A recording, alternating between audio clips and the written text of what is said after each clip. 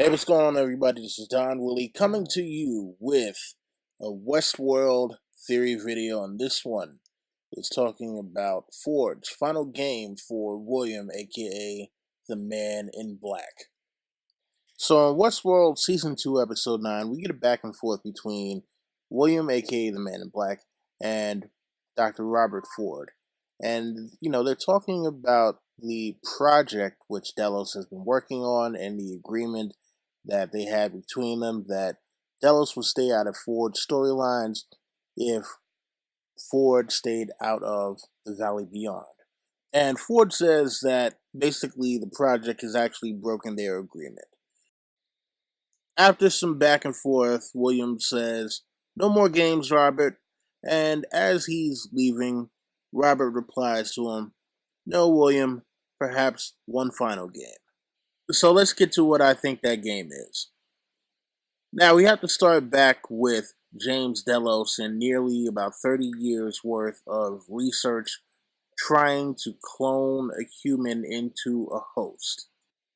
So it's been 149 attempts in which they've tried to bring back James Delos and have him be stable. And every time they do a fidelity test, he becomes more and more faithful to the original James Delos, but there is a certain point at which he degrades and is no longer able to function in the real world.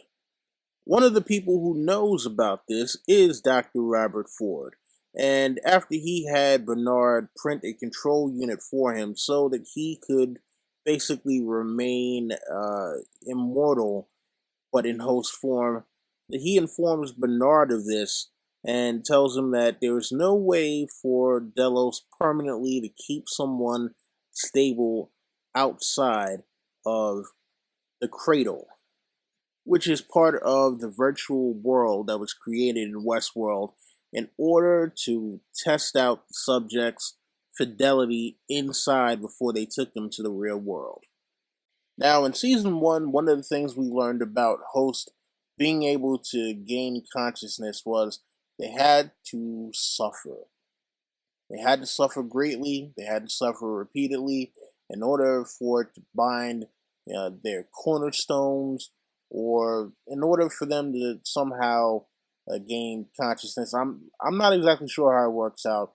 I just know that they needed to suffer in order for it to lead them to full consciousness. And one of those people who has made many of these hosts suffer is William himself. But in season 2, we've learned some about William's own suffering. One, suffering the loss of his mentor and father-in-law, James Delos. Two, suffering the loss of his wife. And three, suffering the loss of the relationship that he had with his daughter, Emily. Now, at this point, you might be thinking to yourself, what does any of this have to do with Ford's final game for William? Well, here's what I'm thinking happens. Robert Ford knows that William is trying to become immortal and has been trying to do so for the past 30 years. He also knows that the hosts need to endure great suffering in order to gain full consciousness. Now, this is something that didn't happen with James Delos while he was doing his trials. He didn't have to suffer anything in order for him to be who he was. He was who he was already, and there was nothing that was going to change him.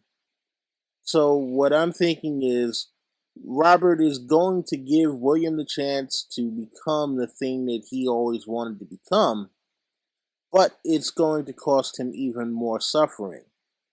And in fact, with all the killing that William has done, there is one last person that he's going to have to kill in order to gain immortality. And that person is himself. Now you might be thinking to yourself, wait, how does that work? You can't commit suicide and live forever. Well, look, people have been speculating for a long time that William is a host.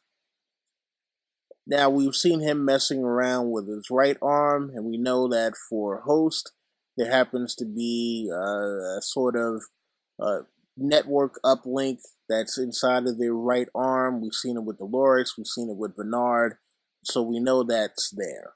The other thing that we know so far is that human host hybrids can only last about 2 weeks once they hit the real world. That's about how long James Delos was able to last before he fully degraded and went crazy. And in the Westworld timeline, ever since season 1, it's been about 2 weeks since William's been in the park. Or is it really William? Now we know in season 2, episode 9, that William is cleared by Delos Tech's not having that explosive device inside of his spine.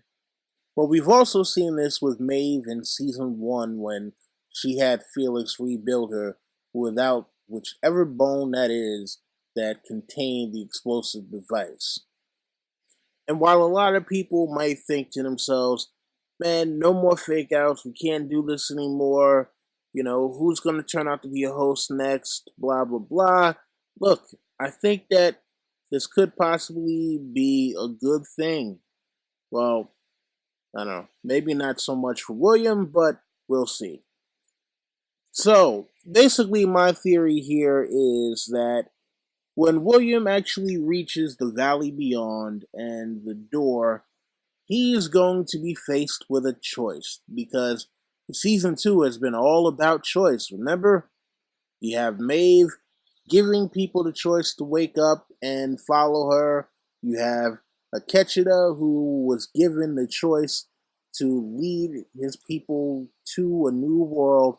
And you had Dolores, who was taking away people's choices in order for them to possibly gain freedom in the end.